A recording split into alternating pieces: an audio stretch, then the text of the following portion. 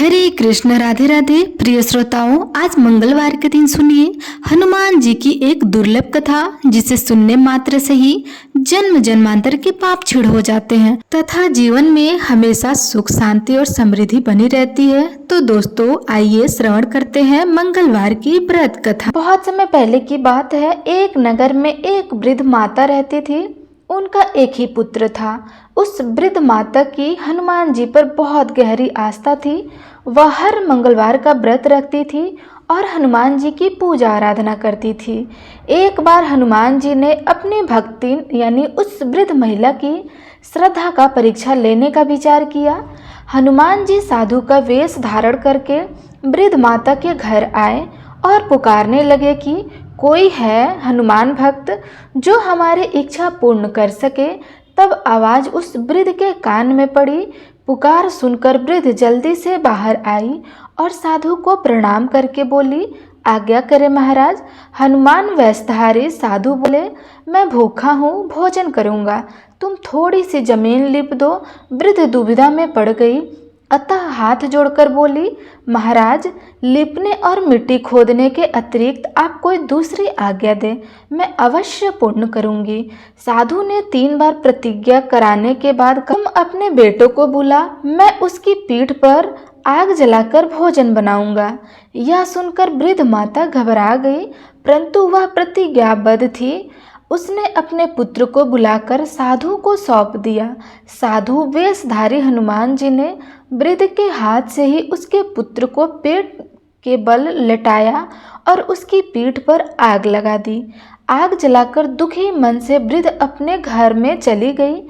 इधर भोजन बनाकर साधु ने वृद्ध को बुलाकर कहा कि उसका भोजन बन गया है, तुम अपने पुत्र को पुकारो ताकि वह भी आकर भोग लगा ले। इस पर वृद्ध माता बोली, उसका नाम लेकर मुझे और कष्ट ना दो। लेकिन जब साधु महाराज नहीं माने तो वृद्ध ने अपने पुत्र को आवाज लगाई। वह अपनी माँ के पास आ गया और अपने पुत्र को जीवित देखकर वृद्ध को बहुत आश्चर्य हुआ। वह साधु के चरणों में गिर पड़ी। तब हनुमान जी अपने वास्तविक रूप में प्रकट हुए और वृद्धा को भक्ति का आशीर्वाद दिया। तो प्रेम से बोलिए, शंकर भगवान की जय, बजरंग बली की जय। अब आइए सुनते हैं मंगलवार व्रत की पौराणिक कथा। एक बार नैमिषारण्य तीर्थ में 80,000 ऋषि मुनि एकत्र होकर पुराणों के ज्ञाता श्री सूत जी से पूछने लगे, हे महामुनि, आपने हमें अनेक पुराणों की कथा सुनाई है। अब कृपया करके हमें ऐसा व्रत और कथा बताएं जिसे करने से संतान की प्राप्ति हो तथा मनुष्य को रोग, शोक, अग्नि, सर्व दुख आदि का भय दूर हो सके, क्योंकि कलयुग में सभी जीवों की आयु बहुत कम है। फिर इस पर उन्होंने रोग चिंता के कष्ट लगे रहेंगे तो फिर वही हरि श्री चरणों में अपना ध्यान कैसे लगा सकेगा। श्री सूत जी बोले, हे मुनि, आपने लोक कल्याण के लिए बहुत ही उत्तम बात पूछी है। एक बार युधिष्ठिर ने भगवान श्री कृष्ण से लोक कल्याण के लिए यही प्रश्न किया था। भगवान श्री कृष्ण और युधिष्ठिर का संवाद तुम्हारे सामने कहता हूँ, ध्यान पूर्वक सुनो। एक समय पांडवों की सभा में श्री कृष्ण जी बैठे हुए थे। तब युधिष्ठिर ने भगवान श्री कृष्ण से प्रश्न किया, हे प्रभु नंद गोविंद, आपने मेरे लिए अनेकों कथाएं सुनाई हैं। आज आप कृपा करके ऐसा व्रत का या कथा सुनाइए जिसके करने से मनुष्य को रोग चिंता का भय समाप्त हो और उसको पुत्र की प्राप्ति हो। हे प्रभु, बिना पुत्र जीवित व्यर्थ है। पुत्र के बिना मनुष्य नरकगामी होता है। पुत्र के बिना मनुष्य पितृ ऋण से छुटकारा नहीं पा सकता है और न ही उसका पुण्य नाम नरक में उद्धार हो सकता है। अतः पुत्रदायक व्रत बताएं। श्री कृष्ण भगवान बोले, राजन, मैं एक प्राचीन इतिहास सुनाता हूँ, आप उसे ध्यान पूर्वक सुनो। कुंडलपुर नामक एक नगर था। उसमें नंदा नामक एक ब्राह्मण रहता था। भगवान की कृपा से उसके पास सब कुछ था, फिर भी वह दुखी रहता था। इसका कारण यह था कि ब्राह्मण की स्त्री सुनंदा को कोई संतान नहीं थी। सुनंदा पतिव्रता थी, भक्ति पूर्वक श्री हनुमान जी की आराधना करती थी। मंगलवार के दिन व्रत करके अंत में भोजन बनाकर हनुमान जी की आराधना करती थी। मंगलवार के दिन व्रत करके अंत में भोजन बनाकर हनुमान जी को भोग लगाने के बाद स्वयं भोजन करती थी। एक बार मंगलवार के दिन ब्राह्मणी गृह कार्य की अधिकता के कारण हनुमान जी को भोग नहीं लगा सकी, तो इस पर उसे बहुत ही दुख हुआ। उसने कुछ भी नहीं खाया और अपने मन में प्रण किया कि अब तो अगले मंगलवार को ही हनुमान जी को भोग लगाकर अन्न और जल ग्रहण करूं। ब्राह्मणी सुनंदा प्रतिदिन भोजन बनाती, श्रद्धा पूर्वक पति को खिलाती, परंतु स्वयं भोजन नहीं करती थी और मन ही मन श्री हनुमान जी की आराधना करती थी। इसी प्रकार 6 दिन गुजर गए और ब्राह्मणी सुनंदा अपने निश्चय के अनुसार भूखी प्यासी निराहार रही। अगले मंगलवार को ब्राह्मणी सुनंदा प्रातः काल की बेहोश होकर गिर पड़ी। ब्राह्मणी सुनंदा की इस असीम भक्ति के प्रभाव से श्री हनुमान जी बहुत प्रसन्न हुए और प्रकट होकर बोले, सुनंदा, मैं तेरी भक्ति से बहुत प्रसन्न हूँ, तुम उठ और वह मांग। सुनंदा अपने आराध्य देव श्री हनुमान जी को देखकर आनंदा की अधिकता से विवल होकर श्री हनुमान जी के चरणों में गिर पड़ी। वह बोली, हे प्रभु, मेरी कोई संतान नहीं है, कृपया करके मुझे एक और कन्या प्रदान करें, आपकी अति कृपा होगी। श्री महावीर जी बोले, तेरी इच्छा पूर्ण होगी, तेरे को एक कन्या पैदा होंगी, उसके अष्टांग प्रतिदिन सोना दिया करेंगे। इस प्रकार कहकर श्री महावीर जी अंतर्ध्यान हो गए। ब्राह्मणी सुनंदा बहुत हर्षित हुई और समाचार अपने पति से कहा। ब्राह्मण देव कन्या का वरदान सुनकर कुछ दुखी हुए, परंतु सोना मिलने की बात सुनी तो बहुत प्रसन्न हुए। उन्होंने विचार किया कि ऐसी कन्या के साथ मेरी निर्धनता भी समाप्त हो जाएंगी। श्री हनुमान जी की कृपा से वह ब्राह्मणी गर्भवती हुई और 10वें महीने में उसे बहुत ही सुंदर पुत्र प्राप्त हुई। यह बच्ची अपने पिता के घर में ठीक उसी तरह से बढ़ने लगी जिस प्रकार शुक्ल पक्ष का चंद्रमा बढ़ता है। 10वें दिन ब्राह्मण ने उस बालिका का नामकरण संस्कार कराया। उसके कुल पुरोहित ने उस बालिका का नाम रत्नावली रखा, क्योंकि यह कन्या सोना प्रदान किया करती थी। इस कन्या ने पूर्व जन्म में बड़े ही विद्वान से मंगल देव का व्रत किया था। रत्नावली का अष्टांग बहुत सा सोना देता था। उस सोने से नंदा ब्राह्मणी बहुत ही धनवान हो गया। अब ब्राह्मणी सुनंदा भी बहुत अभिमान करने लगी। समय बीतता रहा। अब रत्नावली 10 वर्ष की हो चुकी थी। एक दिन जब नंदा ब्राह्मण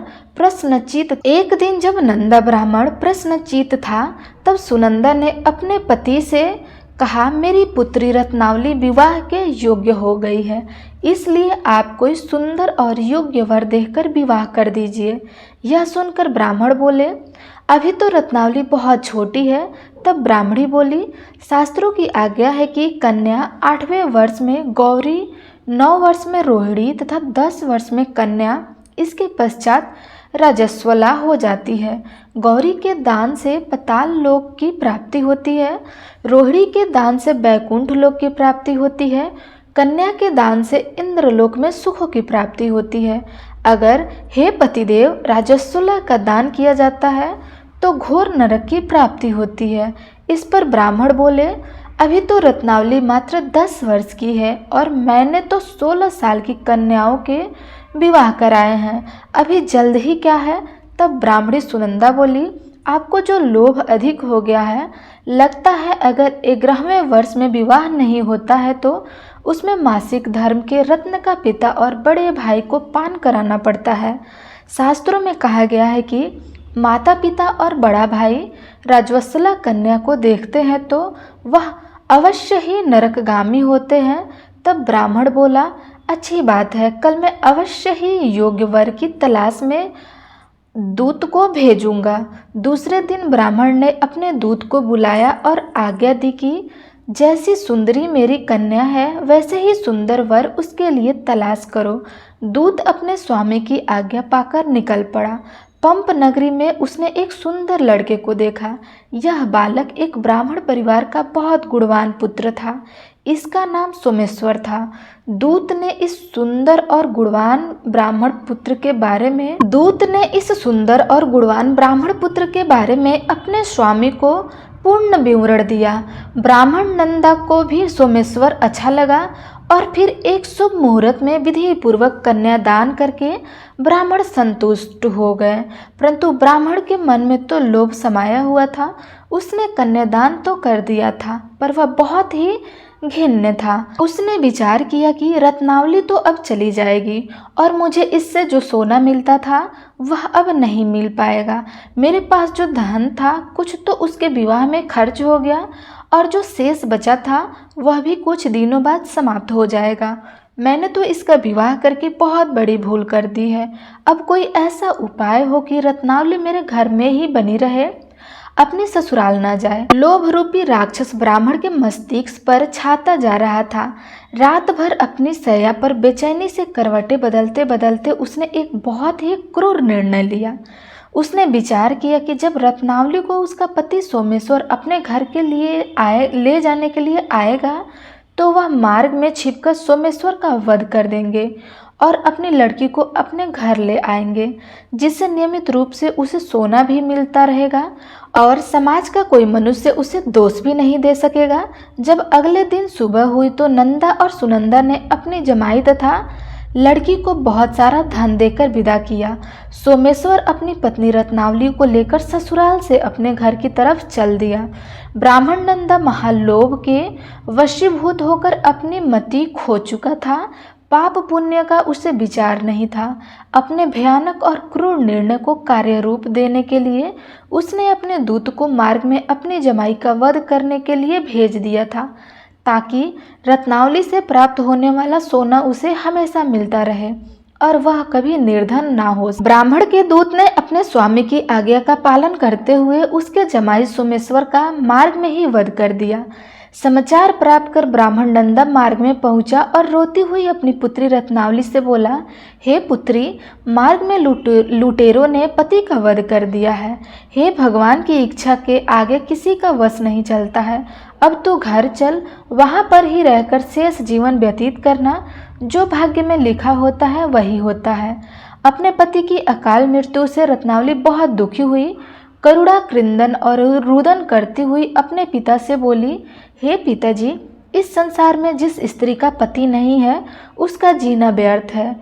मैं अपने पति के साथ ही अपने शरीर को जला दूंगी और सती होकर अपने इस जन्म को, माता पिता के नाम को तथा सास ससुर के यश को सार्थक करूंगी। ब्राह्मण नंदा अपनी पुत्री रत्नावली के वचनों को सुनकर बहुत दुखी हुआ। विचार करने लगा कि मैंने व्यर्थ ही जमाई का वध करके पाप अपने सिर ले लिया है। रत्नावली तो इसके पीछे अपने प्राण तक देने को तैयार है। मेरा तो दोनों तरफ से मरण हो गया। धन तो अब मिलेगा नहीं। जमाई वध के पाप के फल स्वरूप यम यातना भुगतनी पड़ेगी। यह सोचकर वह बहुत ही दुखी हुआ। सोमेश्वर की चिंता बनाई गई। रत्नावली सती होने की इच्छा से अपने पति का सिर अपनी गोद में रखकर चिता में बैठ गई। जैसे ही सोमेश्वर की चिता को अग्नि लगाई गई, वैसे ही प्रसन्न होकर मंगल देव वहां प्रकट हुए और बोले, हे रत्नावली, मैं तेरी भक्ति से बहुत प्रसन्न हूँ, तू वर मांग। तब रत्नावली ने अपने पति का जीवन दान मांगा। मंगल देव बोले, रत्नावली, तेरा पति अमर है, यह महान विद्वान भी होगा और इसके अलावा तेरी जो इच्छा है वह भी वर मांग। तब रत्नावली बोली, हे ग्रहों के स्वामी, यदि आप मुझ पर प्रसन्न हैं तो मुझे यह वरदान दीजिए कि जो भी मनुष्य मंगलवार के दिन प्रातः काल लाल पुष्प लाल चंदन से पूजा करके आपका स्मरण करेगा, उसको रोग व्याधि नहीं होगी, स्वजनों से भी कभी वियोग नहीं होगा, सर्प अग्नि तथा शत्रुओं का भय नहीं रहेगा और जो स्त्री मंगलवार का व्रत करेंगी वह कभी विधवा नहीं होंगी। मंगल देव ने तथास्तु कहकर अंतर ध्यान हो गए। सोमेश्वर मंगल देव की कृपा से जीवित होकर रत्नावली अपने पति को पुनः प्राप्त कर बहुत प्रसन्न हुई और मंगल देव का व्रत प्रत्येक मंगलवार को करके व्रतराज और मंगल देव की कृपा से इस लोक में सुख ऐश्वर्य को भोगते हुए अंत में अपने पति के साथ स्वर्ग लोक को गए। तो आप सब प्रेम से बोलिए महावीर हनुमान जी की जय। आइए अब सुनते हैं राम नाम की महिमा। लंकापति रावण के वध के बाद जब अयोध्यापति प्रभु श्री राम की कीर्ति दूर दूर तक फैल रही थी और वह मर्यादा पुरुषोत्तम कहलाने लगे थे, तब एक दिन महादेव शिव जी की इच्छा भी मर्यादा पुरुषोत्तम थी। श्री राम से मिलने की इच्छा हुई। पार्वती जी को संग लेकर महादेव जी कैलाश पर्वत में उतर गए। अयोध्या नगरी के रास्ते पर चल पड़े। भगवान शिव और मां पार्वती को अयोध्या आया देखकर राम जी बहुत खुश हुए। माता जानकी ने उनका उचित आदर सत्कार किया और स्वयं भोजन बनाने के लिए रसोई में चली गई। इस बीच भगवान शिव ने श्री राम जी से पूछा, आपके सेवक हनुमान जी दिखाई नहीं दे रहे हैं। तब श्री राम जी बोले, वे बगीचे में हैं। शिव जी ने श्री राम जी से बगीचे में जाने का अनुमति मांगी और पार्वती जी का हाथ थामकर बगीचे में आ गए। बगीचे की खूबसूरती देखकर उनका मन मोहित हो गया। आम के एक घने वृक्ष के नीचे हनुमान जी दिन दुनिया से बेखबर गहरी नींद में सोए हुए थे और एक लय में खराटे से राम नाम की ध्वनि उठ रही थी। चकित होकर शिव जी और माता पार्वती जी एक दूसरे की ओर देखने लगे। माता पार्वती जी मुस्कुरा उठी और वृक्ष की डालियों की ओर इशारा किया। राम नाम सुनकर पेड़ की डालियां भी झूमने लगी थी और इसके बीच से भी राम नाम उच्चारित हो रहा था। शिव उस राम नाम की धुन में मस्त मगन होकर खुद भी राम राम कहकर नाचने लगे। माता पार्वती जी ने भी अपने पति का अनुसरण किया और अपने कोमल पैर थिरकाने लगी। शिव जी और माता पार्वती जी के नृत्य से ऐसी झनकार उठी कि स्वर्ग लोक के देवतागण भी आकर्षित होकर बगीचे में आ गए और राम नाम की धुन में सभी मस्त हो गए। माता जानकी भोजन तैयार करके प्रतीक्षा कर रही थी, परंतु संध्या गिरने पर भी अतिथि नहीं पधारे। तब अपने देवर लक्ष्मण जी को बगीचे में भेजा। लक्ष्मण जी तो स्वयं को श्री राम का सेवक ही मानते थे, इसलिए बगीचे में आकर जब उन्होंने धरती पर स्वर्ग का नजारा देखा तो स्वयं भी राम नाम की धुन में झूम उठे। महल में माता जानकी जी परेशान हो रही थी कि अभी तक भोजन ग्रहण करने कोई क्यों नहीं आ रहा है। उन्होंने श्री राम जी से कहा, भोजन ठंडा हो रहा है, चलिए हम ही जाकर बगीचे में से सभी को बुलाकर लाते हैं। तब जब राम जी बगीचे में गए तो वहाँ राम नाम की धूम मची हुई थी। हनुमान जी गहरी नींद में सोए हुए थे और उनके खराटे से अभी तक राम नाम ही निकल रहा था। श्री राम भावुक हो उठे। राम जी ने हनुमान जी को नींद से जगाया और प्रेम से उनकी तरफ निहारने लगे। हनुमान जी प्रभु को आया देखकर शीघ्रता से उठकर खड़े हो गए। नृत्य की सभा भंग हो गई। शिव जी खुले कंठ से हनुमान जी की राम भक्ति की सहारा लगने लगे। हनुमान जी सकुचाए लेकिन मन ही मन खुश हो रहे थे। श्री राम ने भोजन करने का आग्रह भगवान शिव जी को किया। सभी लोग महल में भोजन करने के लिए चल पड़े। माता जानकी जी भोजन परोसने लगी। हनुमान जी को भी श्री राम जी ने पंक्ति में बैठाने का आदेश दिया। तब हनुमान जी बैठ गए, परंतु आदर ऐसी थी कि राम जी के भोजन परोसने के उपरांत भी सभी लोग भोजन करते थे। आज श्री राम के आदेश से पहले भोजन करना पड़ रहा था। माता जानकी हनुमान जी को भोजन परोसती जा रही थी, परंतु हनुमान जी का पेट नहीं भर रहा था। सीता जी कुछ समय तक तो उन्हें भोजन परोसती रही, फिर समझ गई कि इस तरह से तो हनुमान जी का पेट नहीं भरेगा। उन्होंने तुलसी के एक पत्ते पर राम नाम लिखा और भोजन के साथ हनुमान जी को परोस दिया। तुलसी पत्र खाते ही हनुमान जी को संतुष्टि मिल गई और वह भोजन खाकर उठकर खड़े हो गए। भगवान शिव शंकर ने प्रसन्न होकर हनुमान जी को आशीर्वाद दिया कि आपकी राम भक्ति युगों युगों तक याद की जाएगी और आप संकट मोचन के नाम से जाने जाएंगे। आइए अब सुनते हैं राम नाम की महिमा की दूसरी कहानी। महादेव जी को एक बार बिना कारण से किसी को प्रणाम करते देख पार्वती जी ने पूछा, आप किसको प्रणाम कर रहे हैं? तब शिव जी ने अपनी धर्मपत्नी पार्वती जी से कहा कि हे देवी, जो व्यक्ति एक बार राम कहता है उसे मैं 3 बार प्रणाम करता हूँ। पार्वती जी ने एक बार शिव जी से पूछा, आप शमशान में क्यों जाते हैं और यह चिता की भस्म शरीर पर क्यों लगाते हैं? उसी समय शिव पार्वती जी को शमशान ले गए। वहां एक शव अंतिम संस्कार के लिए लाया गया था। लोग राम नाम सत्य है कहते हुए शव को ला रहे थे। शिव जी ने कहा कि देखो पार्वती, इस शमशान की ओर जब लोग आते हैं तो राम नाम का स्मरण करते हुए आते हैं और इस शव के निर्मित से कई लोग के मुख से मेरा अति प्रिय दिव्य राम नाम निकलता है। इसी को सुनने में शमशान में आता हूँ और इतने लोगों के मुख से राम नाम का जप करवाने में निमित्त बनने वाले इस शव को मैं सम्मान करता हूँ, प्रणाम करता हूँ और अग्नि में जलने के बाद उसकी भस्म को अपने शरीर पर लगा लेता हूँ। राम नाम बुलवाने वाले के प्रति मुझे इतना प्रेम है। एक बार शिव जी कैलाश पर पहुँचे और पार्वती जी से भोजन मांगा। तब पार्वती जी विष्णु सहस्त्र नाम का पाठ कर रही थी। पार्वती जी ने कहा कि पाठ पूरी नहीं हुआ है, कृपा थोड़ी देर प्रतीक्षा कीजिए।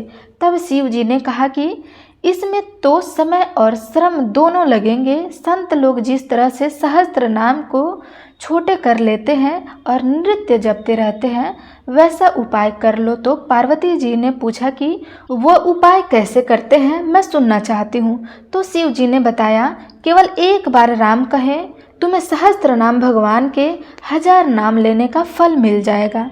एक राम नाम 1000 दिव्य नामों के समान है। तब पार्वती जी ने वैसा ही किया। तब भगवान जी बोले, राम नाम आपदाओं को हरने वाला, सभी संपदाओं को देने वाला दाता है, सारे संसार को विश्राम या शांति प्रदान करने वाला है, इसलिए मैं इसे बारंबार प्रणाम करता हूँ। भवसागर के सभी समस्याओं और दुखों के बीजों का भूज के रख देने वाला, समूल नष्ट कर देने वाला, सुख संपत्ति को अर्जित करने वाला, यमदूतों को खदेड़ने वाला केवल राम नाम का जाप है।